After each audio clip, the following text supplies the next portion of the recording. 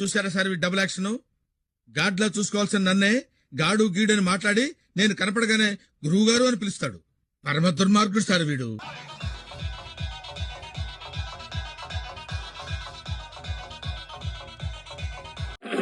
Hi, నా performance మీకు నచ్చినట్టయితే స్మాల్ బాస్ అని స్పేస్ ఇచ్చి పద్మశ్రీ PADMASRI అని టైప్ చేసి 5555 SMS చేయండి.